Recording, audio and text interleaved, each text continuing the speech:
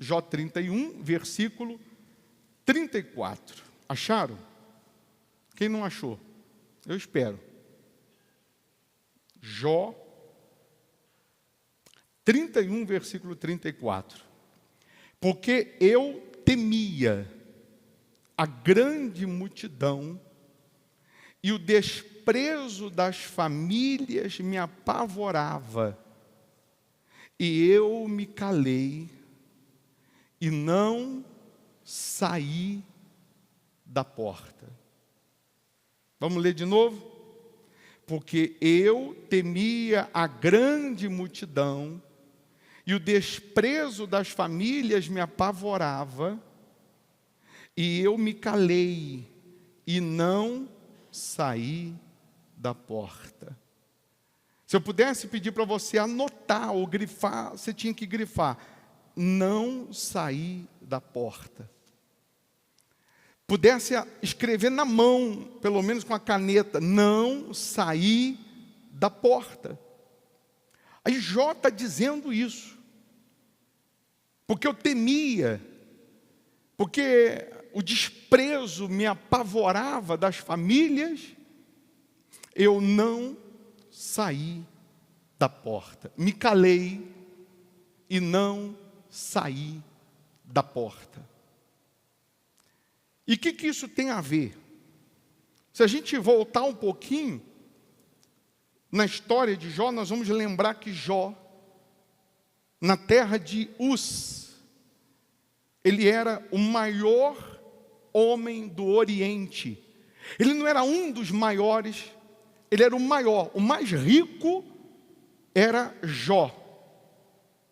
O historiador vai dizer que ele tinha 3.000 camelos.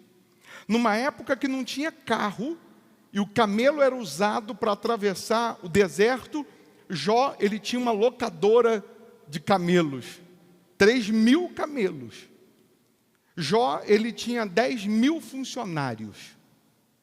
Jó, nessa aldeia de Uz, ele era o maior do Oriente, não da aldeia, ele era o mais rico. Deus, ele chega para o diabo e diz assim para o diabo: ô Satanás, você tem observado meu servo Jó, homem íntegro, reto, temente a Deus e que se desvia do mal? Deus deu as características de Jó: íntegro, reto, temente a Deus e que se desvia do mal. E o diabo disse para Deus o seguinte: ele só é íntegro, reto, temente a Deus e se desvia do mal porque ele tem tudo.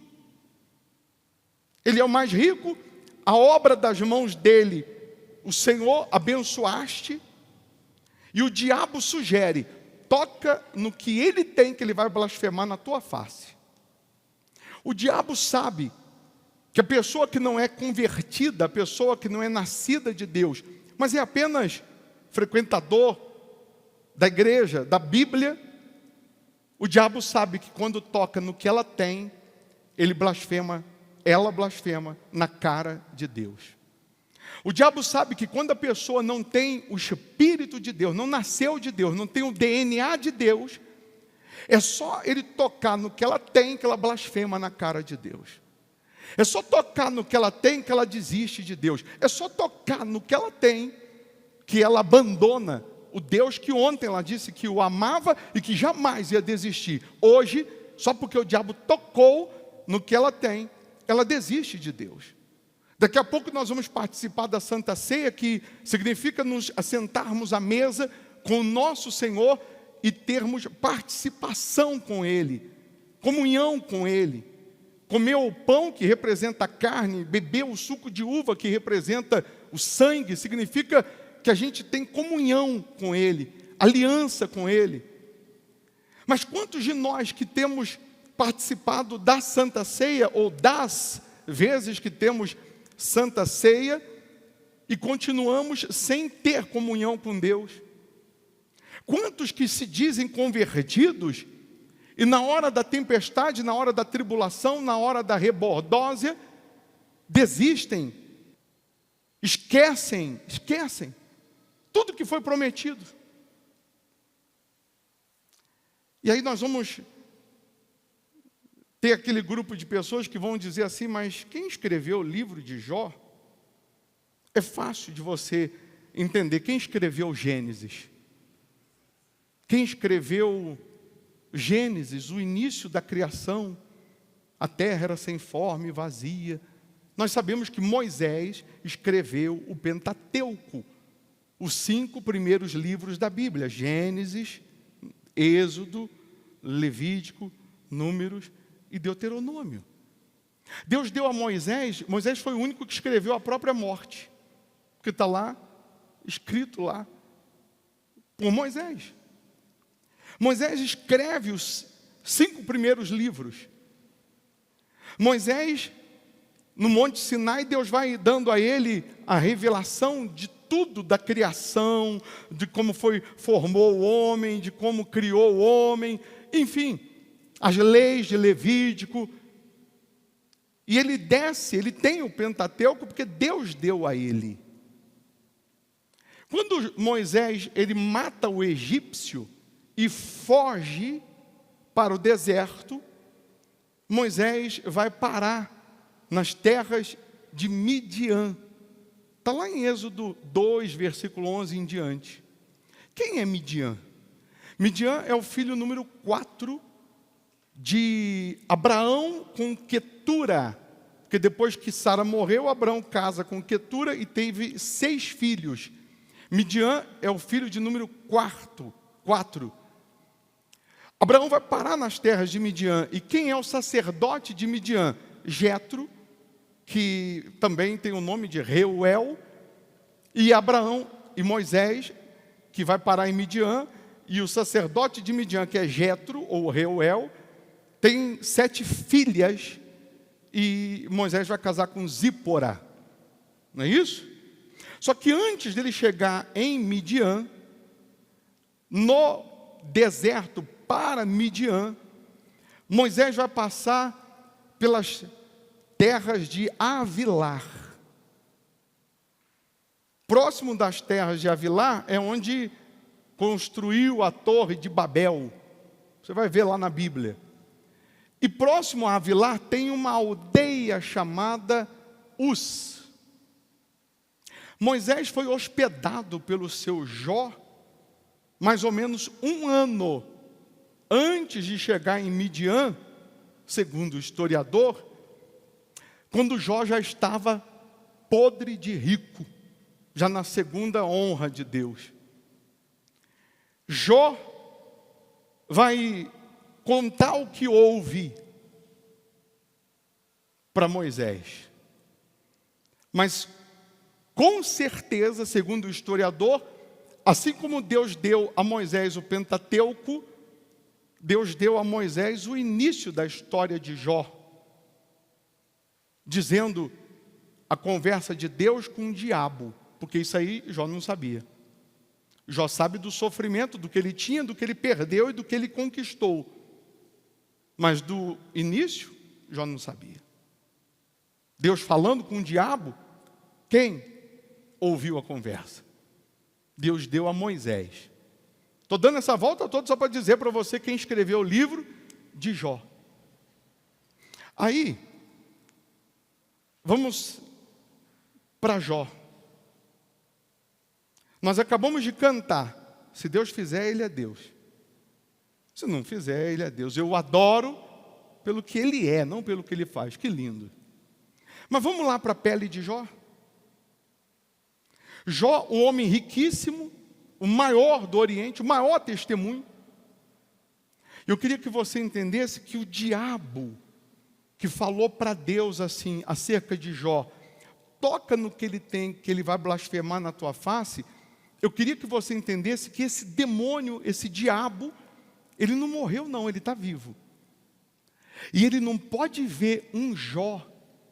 O diabo não pode ver um servo de Deus, sobretudo, em ascensão, subindo, conquistando, vencendo, que esse mesmo demônio, ele vai fazer o papel dele. vamos tocar no que ele tem, vamos atrapalhar os projetos dessa pessoa, porque o prazer do diabo, o que alimenta o diabo é ver os que se dizem filhos de Deus, servos de Deus, duvidando de Deus, blasfemando contra Deus, porque quando a gente diz, Deus não existe, Deus não está me vendo, onde está o Senhor? A gente está alimentando o diabo, porque a nossa dúvida, a nossa incredulidade com respeito ao que está prometido, faz o diabo gargalhar, faz o diabo tirar sarro da gente, faz o diabo ir lá, apontar o dedo para Deus e falar, está vendo? Olha lá, ó. Ontem disse que te amava, que tu era tudo, só foi hoje, perdeu o emprego, o Senhor já não existe para eles. Você já viu o demônio manifestado, injuriado, revoltado, dizendo, eu não sei o que vocês, seres humanos, têm, que vocês erram, pecam, falham, e quando pedem perdão, ele tem misericórdia e perdoa. E a gente, os demônios falando, pisou na bola uma vez, acabou, não tem mais jeito. O diabo odeia isso. Deus nos fez para responder o diabo, o que a gente tem? A gente tem o fôlego de Deus dentro da gente, a gente tem o céu dentro da gente.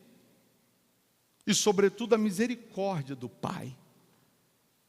Não fosse a misericórdia de Deus, está escrito que não fosse a misericórdia de Deus, há muito teríamos sucumbido. Há muito tempo. Mas aí, Jó, tendo tudo, e só para finalizar, e o diabo, que tentou de alguma maneira, ficou torcendo, esfregando a mão, louco para Jó blasfemar, louco para Jó abandonar a fé, dar as costas para Deus, o diabo caiu do cavalo com Jó. Deus permite e permitiu a história de Jó, não é para a gente pensar ou acreditar, como alguns já chegaram a pregar, que o sofrimento é uma prova, que a dor, a aflição, a angústia, as derrotas consecutivas é Deus te provando, é Deus te purificando. Não é nada disso.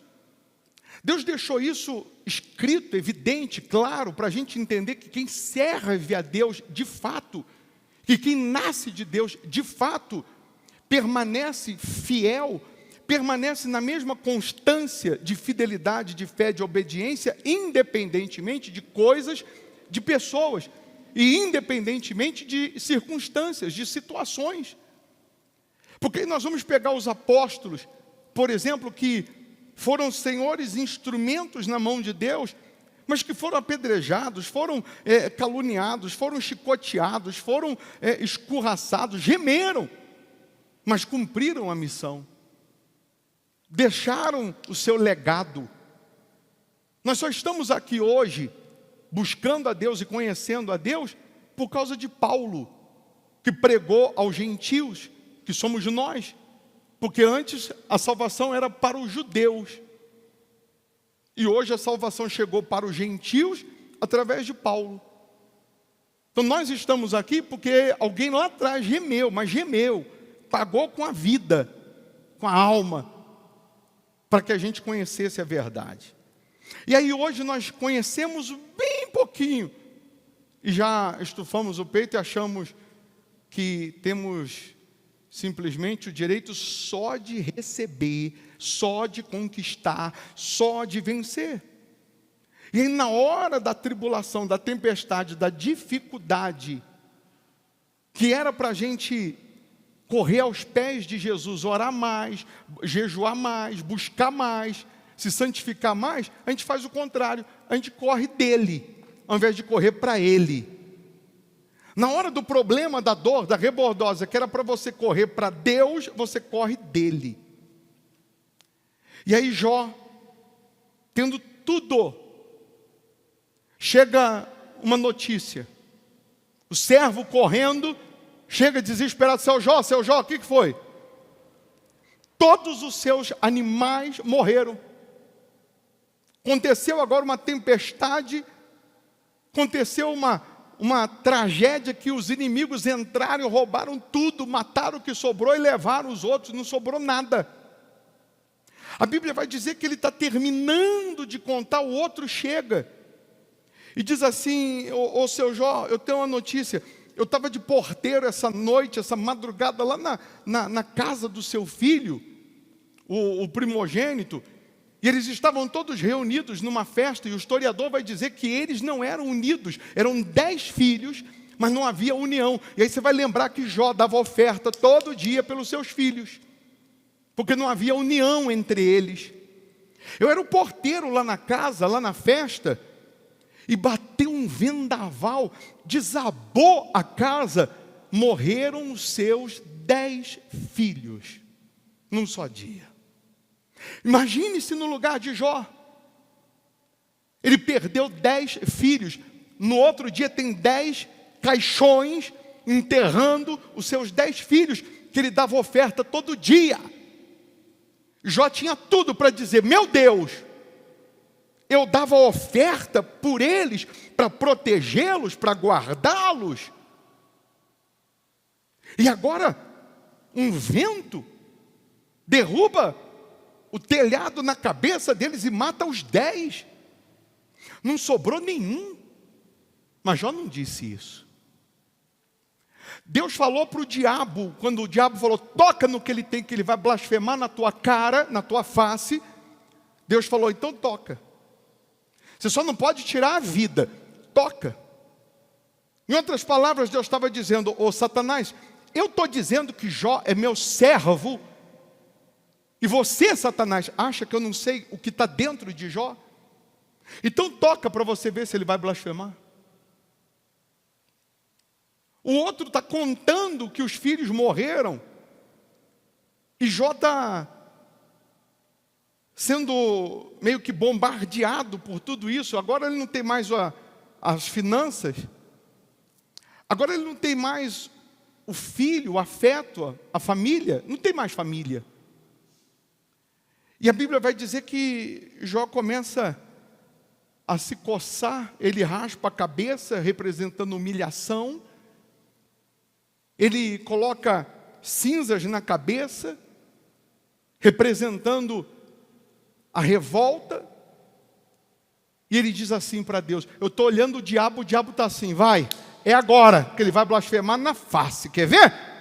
O inferno inteiro levantou na arquibancada e está dizendo: é agora.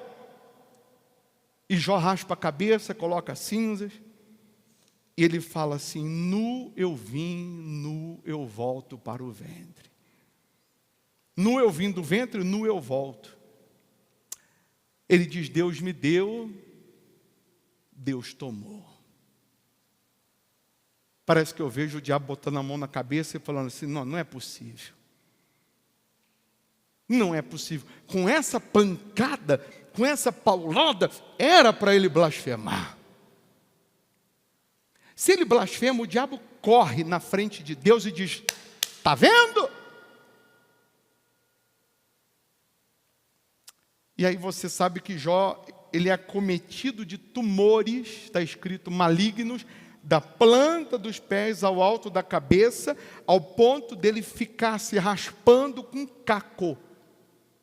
Os tumores caíram as unhas, caíram os dentes, as úlceras. A Bíblia diz que ele se cobria de cinzas por causa das moscas, por conta dos vermes que comiam a sua carne podre, que estava apodrecendo. Ele ficava nu, porque deitado em cinzas, porque não tinha como colocar nenhum tecido, ia colar nas úlceras. Ô bispo, o senhor não está exagerando? Coloca para mim Jó 7, versículo 5, por favor. Só para enfatizar isso. Jó 7, versículo 5. A minha carne se tem vestido do que está escrito ali? de vermes e de torrões de pó que ele rolava na terra por conta das moscas, do mau cheiro. A minha pele está gretada, toda partida, podre, e se fez abominável. Caramba! Vamos colocar o nosso problema diante de Jó? Os 10 filhos enterrou outro dia, tudo, os bens, animais, prosperidade, tudo se foi. Nesse auge do sofrimento, amigos, familiares, funcionários, pessoas que batiam nas costas e diziam, Jó é o cara. Pessoas que todo final de semana estavam na casa de Jó. Vamos para a casa do seu Jó, vamos para a festa, né? Todos desapareceram. Na hora da rebordose, na hora da sua aflição, você passa a conhecer quem é quem.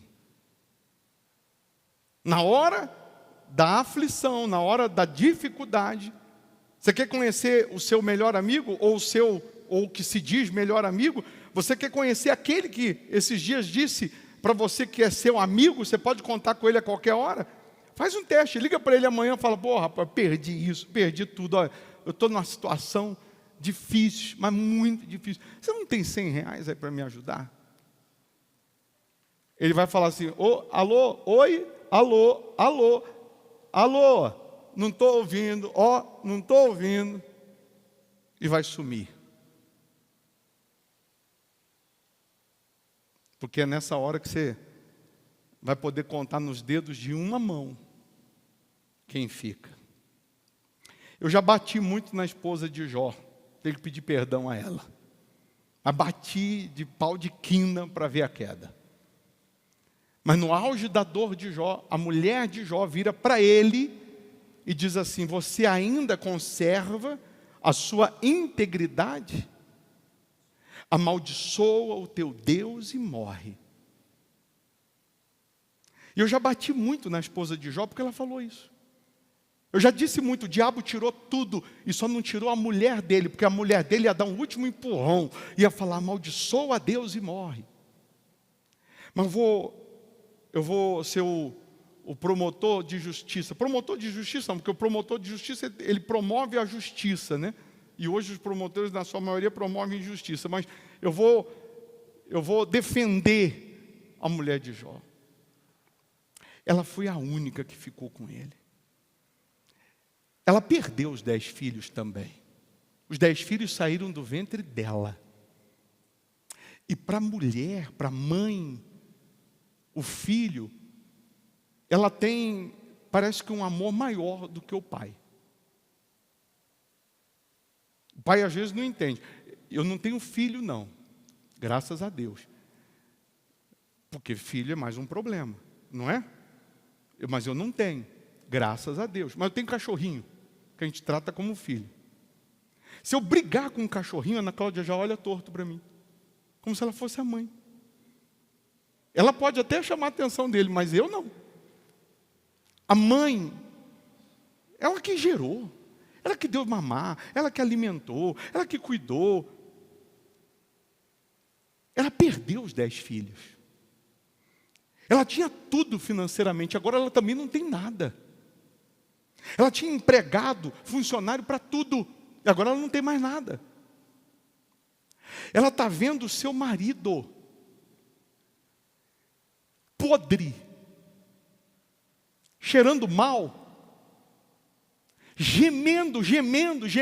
E você quer ver uma pessoa sofrer mais do que o doente, mais do que o enfermo? É aquele que está do lado, é aquele que é sangue. Em outras palavras, chega um momento que você diz assim, para continuar sofrendo desse jeito é melhor morrer. Pelo menos para de sofrer.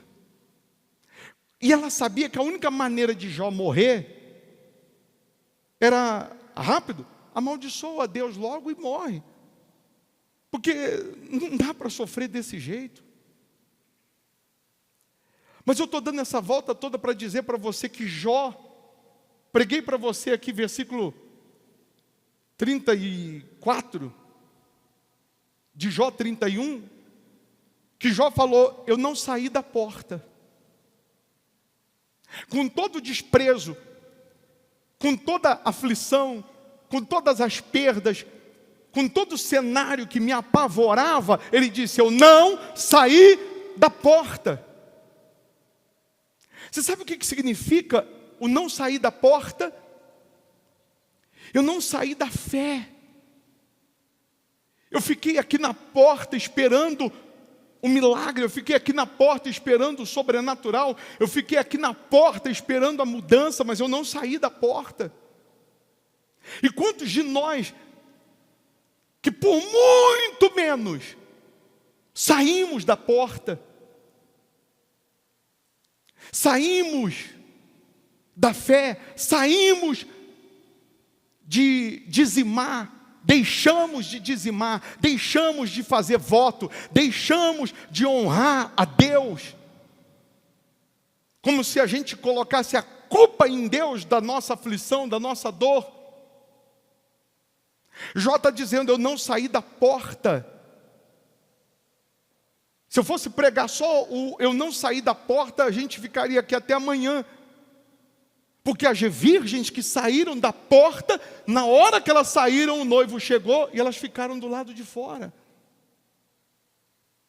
O coxo que estava na porta do templo, pedindo esmola, e por várias vezes Pedro passou por ele, por várias vezes homens de Deus passaram por ele, mas porque ele não saiu da porta, permanecia na porta do templo, ele estava na porta do milagre. Teve um dia que Pedro disse: eu não tenho prata e nem ouro, mas o que eu tenho eu te dou, levanta e anda. Ele levantou e andou. Provavelmente Pedro já tinha dado esmola, mas teve um dia que Pedro falou: hoje eu não vou dar prata, eu não vou dar ouro, o que eu vou dar hoje para você é o que jamais alguém poderia dar, levanta e anda. Porque ele não saiu da porta, teve o dia que chegou o milagre. Porque Jó não saiu da porta, ou seja, Jó não abandonou essa fidelidade a Deus, esse temor a Deus. Teve um dia que Deus mandou socorro. Teve um dia que Deus falou: agora, Satanás, você já viu que ele não blasfema, você já viu que ele não duvida, você já viu que ele não abandona a porta, ele não abandona a fé, então agora é a hora dele ser honrado. Antes disso, nas suas orações, Jó, ele dá uma lição para a gente. Uma das orações famosas de Jó, você sabe qual é? Alguém pode me dizer? Uma das frases da oração dele? Eu sei que o meu Redentor vive, e por fim ele se levantará a meu favor. Caramba, eu estou podre, eu estou cheio de ferida, eu estou cheio de bicho. Eu estou dizendo: eu sei que o meu Redentor vive, eu sei que por fim ele vai se levantar ao meu favor. Você imagina a cara do diabo nessa hora? Porque eu sei que o meu Redentor vive, e que por fim se levantará sobre a terra. Numa outra versão ele diz: a meu favor. Será que a gente faria essa oração? E aí você já conhece a história que Deus vai e dá o dobro para Jó. De tudo, de bens, de camelos, de servos, de servas, porque aí chegou a prosperidade, aí chega um monte de amigo, um monte de gente: caramba, poxa, eu estava te procurando, Só de filhos que ele não teve o dobro, teve 10, porque não tem como Deus dar o dobro de filhos. Filhos são insubstituíveis, mas Deus deu o mesmo número, e com a mesma mulher. ela não foi embora. Ela não desistiu. Ela não abandonou Jó. Ela ficou. A gente contar a história de Jó é maravilhosa, é linda, porque a gente sabe o começo, o meio e o fim. Mas e Jó? Lá na porta, morrendo aos poucos, ele sabia qual seria o final? Não. Jó sabia qual seria o próximo capítulo? Não. Jó sabia o que ia acontecer amanhã? Não. Provavelmente amanhã ia ser pior do que hoje. Mas ele não saiu da porta. Em outras palavras, ele não duvidou da fé, da palavra. Ele não desistiu. E Deus está falando com você que desistiu. Com você que saiu da fé. Blasfemou. Duvidou. E Deus está dizendo que a misericórdia dele é tão grande que ele está te buscando. É só você voltar. É só você se curvar, é só você se arrepender, abandonar o pecado, abandonar os maus olhos, abandonar a malícia, abandonar a infidelidade, abandonar as suas fraquezas e voltar para Ele 100%. Assumir uma aliança com Ele. Dizer para Ele, eu quero me casar com o Senhor, meu Deus.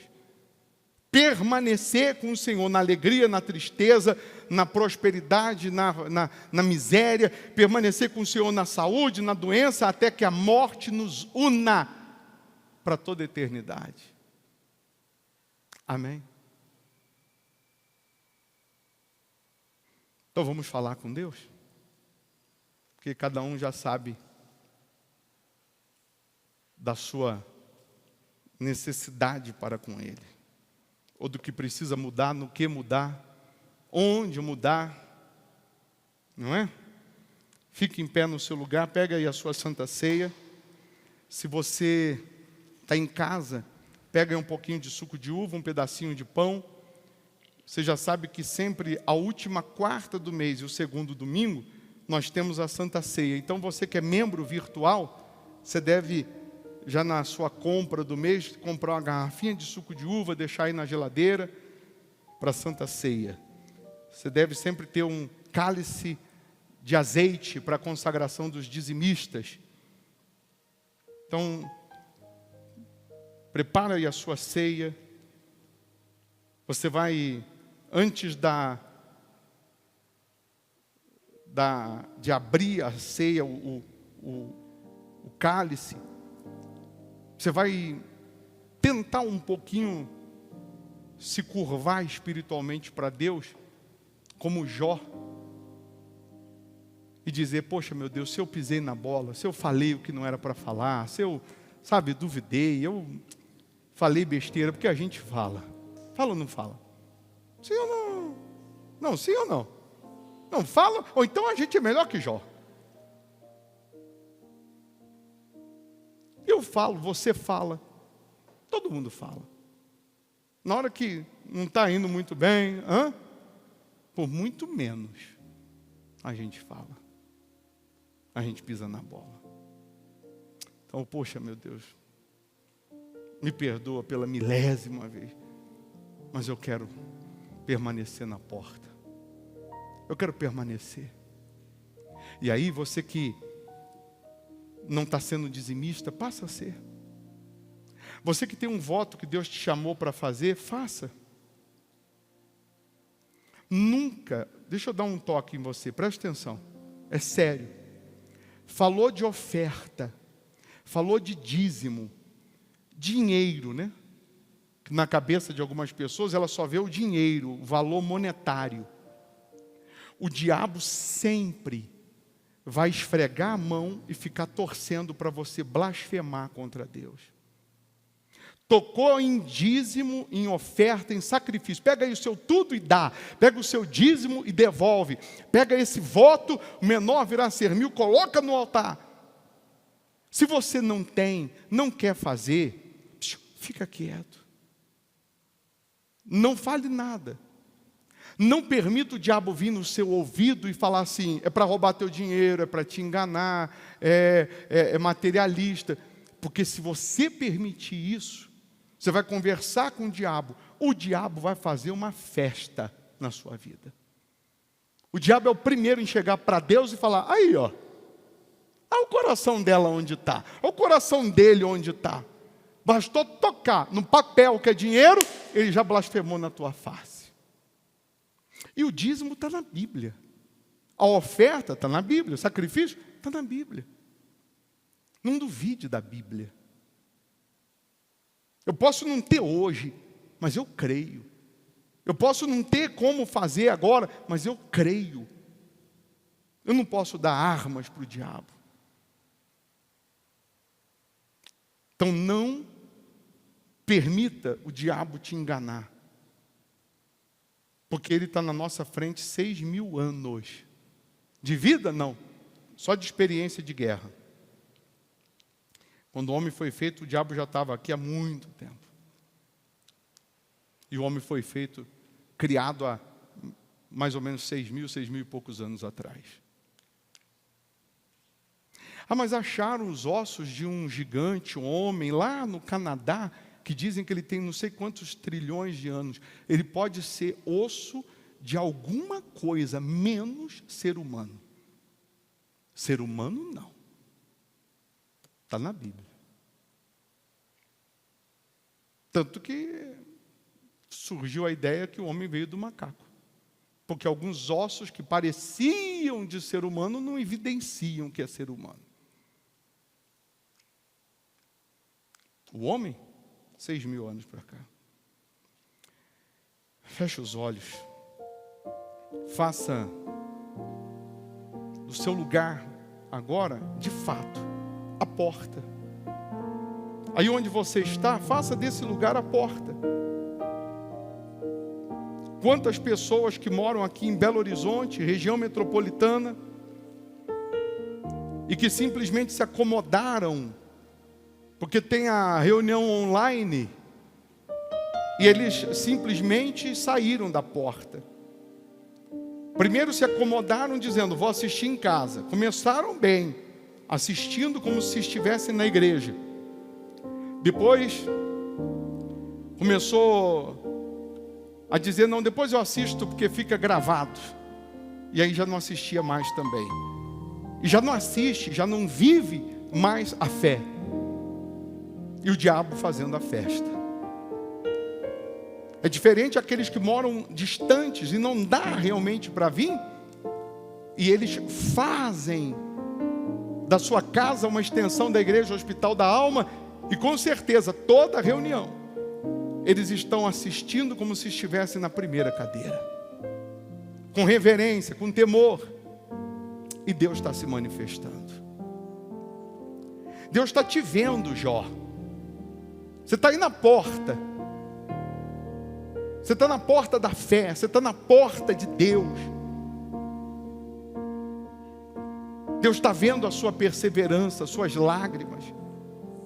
Deus está vendo as suas lutas. E pode ter certeza que chegou a hora de te honrar. Chegou a hora dele te exaltar. Chegou a hora dele cumprir com a promessa, porque no lugar da vergonha, ele dá dupla honra também. Mas para ter dupla honra, teve que passar pela vergonha. Teve que ser aprovado na vergonha. Ah, meu Deus. Lava-nos. Perdoa-nos. Esfrega com uma esponja embebida no teu sangue, esfrega a nossa alma para tirar toda a sujeira, para tirar toda a crosta, para tirar tudo que não presta, meu Deus. Porque nós queremos de fato ser servos do Senhor, íntegro, reto, temente a Deus e que se desvia do mal. Queremos de fato te agradar, te servir. Queremos de fato permanecer com a nossa fé intacta. Pode tocar na carne, pode tocar no osso, pode tocar na pele, mas não pode tocar na nossa fé. Nós te adoramos, Senhor, te exaltamos, meu Pai. Aliás, não podemos viver sem o Senhor. Não há como viver, respirar sem o Senhor. Não há como imaginar ter vida sem o Senhor. Purifica-nos, lava-nos. E nesse momento, minha amiga, meu amigo, Deus, Ele só quer te abraçar e dizer: seja bem-vindo à fé. Como o pai do filho pródigo não quis ficar ouvindo explicações do filho pródigo. O pai do filho pródigo entendeu o seguinte: você está voltando é porque você se arrependeu. Então nem precisa me explicar, não. Vamos começar uma vida nova. E o Pai está te recebendo de braços abertos. Deus está aí contigo. Você está sozinha, sozinho, todos foram embora. O Senhor Jesus está aí. Ele não te abandonou, não. Ele está observando cada passo nosso. Ele está observando cada reação nossa. Ai, você não sabe a alegria, o gozo que o nosso Deus fica quando vê que a gente não sai da porta, que a gente não se afasta dele. Temos erros, falhas, mas na sua infinita misericórdia, perdoa-nos, meu Pai. Lava-nos, Senhor. Nós queremos participar dessa ceia, firmando contigo um casamento, uma aliança de fidelidade, uma aliança de fé, uma aliança de permanecer contigo até o fim, Senhor. Até que a morte nos una para toda a eternidade. Levante o pão nas suas mãos. Que seja a tua carne, meu Deus. Que seja o teu corpo, meu Senhor. Que nesse momento, ao comer desse elemento, ao ingerir esse elemento, que os doentes sejam curados. Que os cativos sejam libertos. Que os fracos sejam fortalecidos. E que seja o teu corpo, a tua carne em nós. Em o nome do Senhor Jesus, eu consagro esse elemento.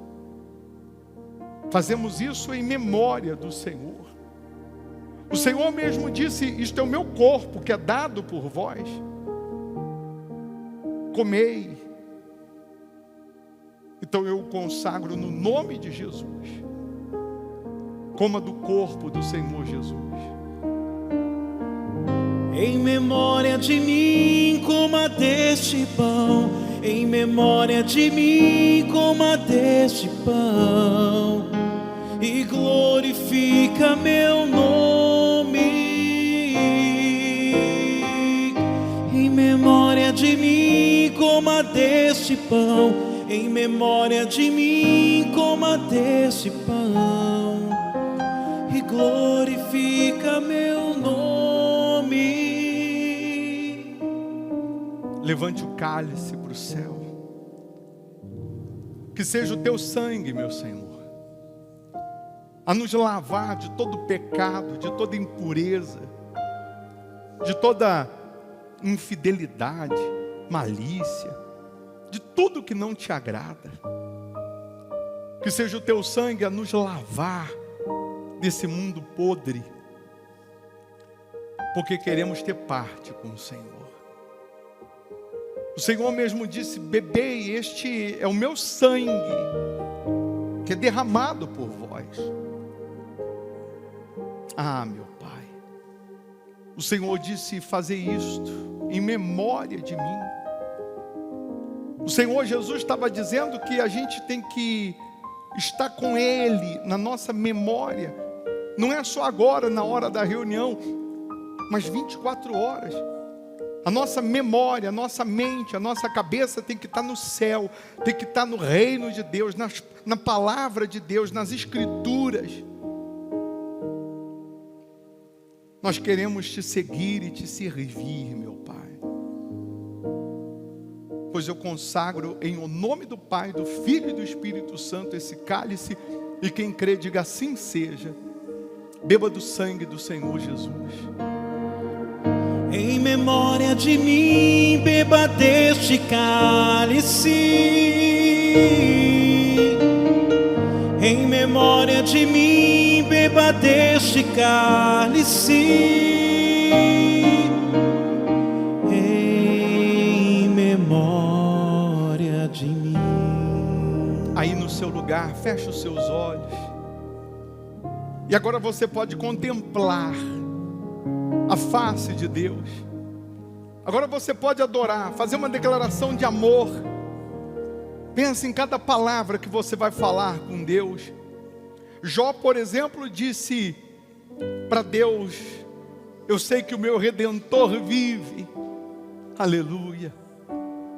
Fala para Ele o quanto Ele representa para você, o quanto Ele é para você, o quanto você o ama, o adora, o quanto você quer agradá-lo, sendo o servo íntegro, reto, temente a Deus e que se desvia do mal. Deus está aí contigo. Lembra dos dias em que você esteve sozinho, sozinha, como Jó, que o mundo todo lhe abandonou, amigos, familiares, mas Deus não te abandonou. É por isso que nós amamos a Ele. Aleluia.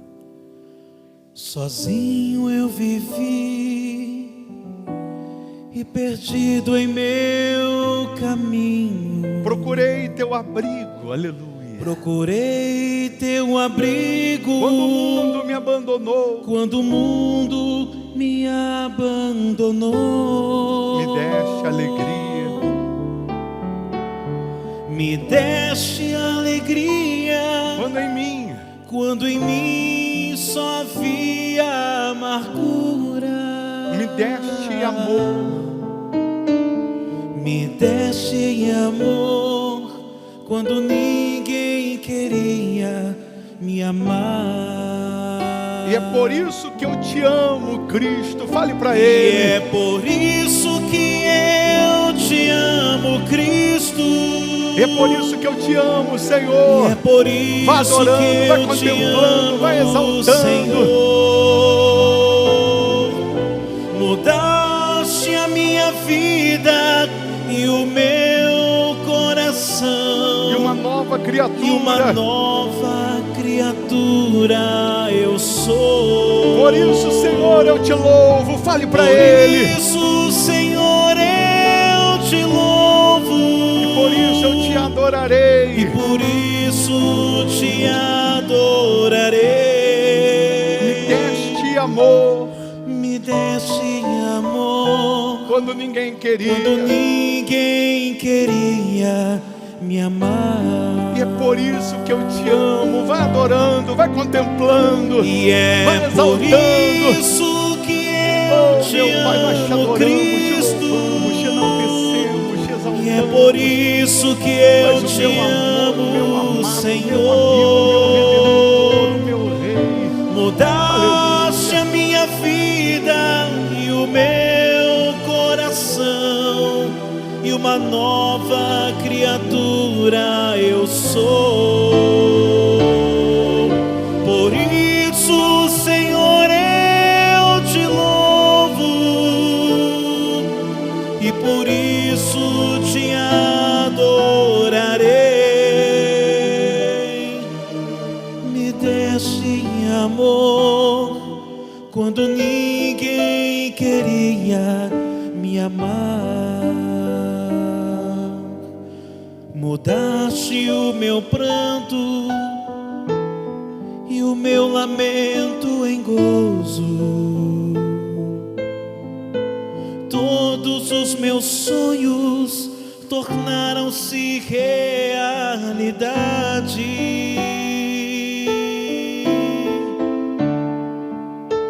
Tu me olhaste com olhar de amor e ternura.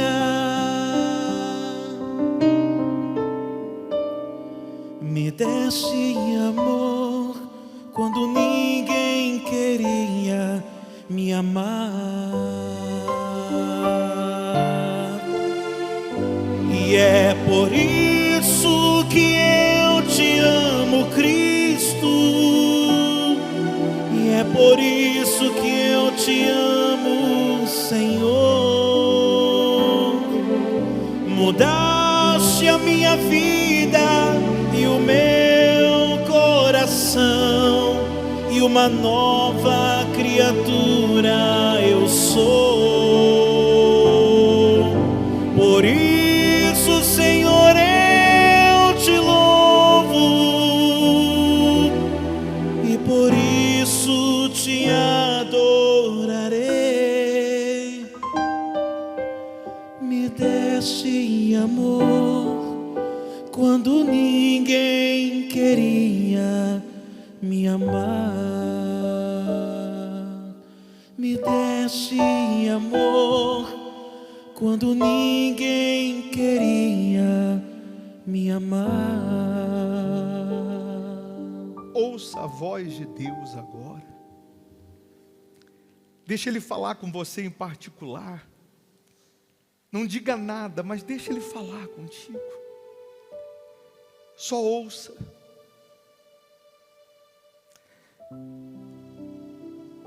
Tem momentos que o silêncio fala mais do que 1000 palavras.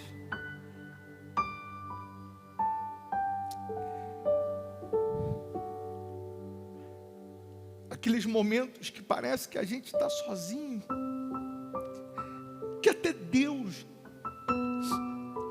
nos abandonou. Pode ter certeza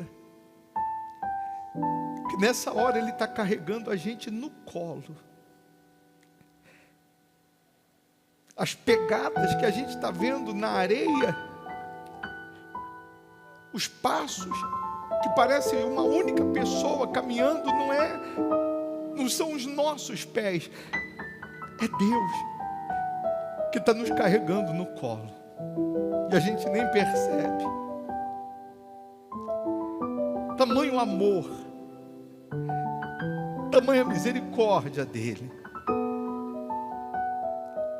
Ah, meu Senhor, salve essas pessoas, meu Pai. Fala com cada um, meu Senhor. Imagine-se pela fé no colo, nos braços do Pai. Ele falando aos seus ouvidos, dizendo: estou aqui. O Pai está aqui. Vai dar tudo certo. Aleluia. O sonho que tive essa noite foi um exemplo de amor. Sonhei que na praia deserta eu caminhava com o nosso Senhor. Ao longo da praia deserta, fiz o Senhor me mostrar cenas por mim esquecidas, de tudo que fiz nessa vida. Ele me fez recordar cena das horas felizes felizes e a mesa era farta na hora da ceia. Por onde eu havia passado, ficaram 2 pares de rastros na areia. Então o Senhor me falou em seus belos momentos passados, para guiar os seus passos, eu caminhava ao seu lado.